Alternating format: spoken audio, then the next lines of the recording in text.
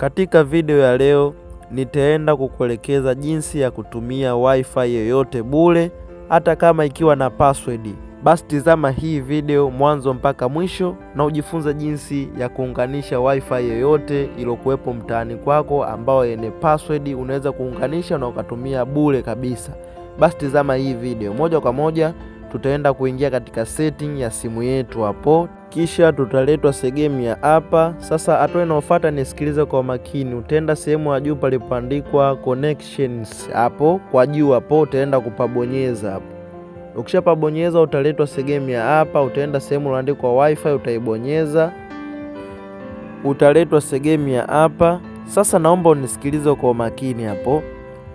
Kama unavyoona kwa hapo juu kuna wifi mbili. Kuna wifi ya kwanza imeandikwa home, ambayo hii home ni wifi ya kwangu mimi na tayari nishai connect hapo, ndo natumia hapo, ipo connected.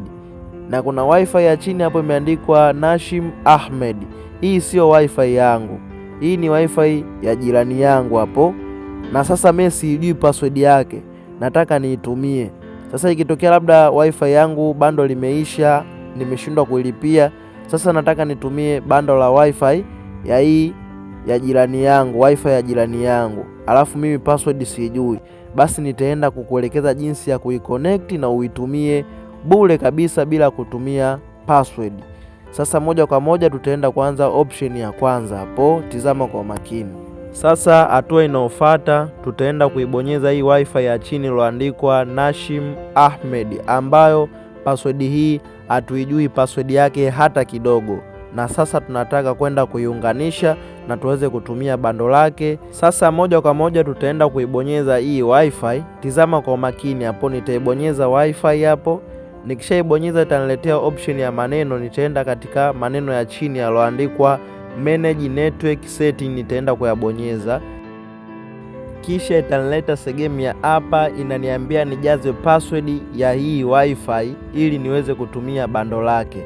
Sasa mimi password sijui, nitafanyaje ili niweze kuitumia hii wifi bila kuunganisha password hapa?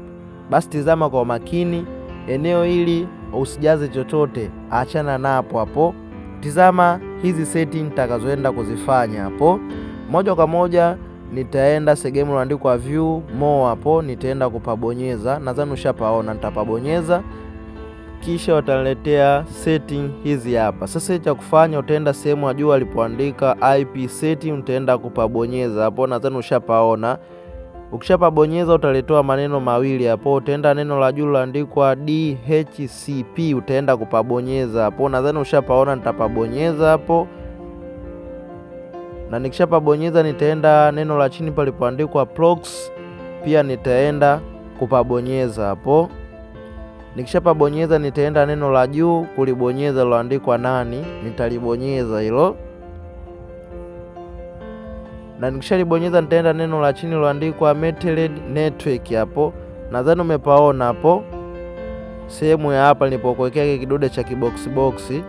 Basi nitaenda kupabonyeza hapo, na nikishapabonyeza nitaenda kubonyeza neno la chini lililoandikwa trust as umeleted hapo, nitaenda kupabonyeza, nadhani ushapaona hapo katika hiki kibox pembeni hapa, hayo maneno nitabonyeza kwa chini hapa.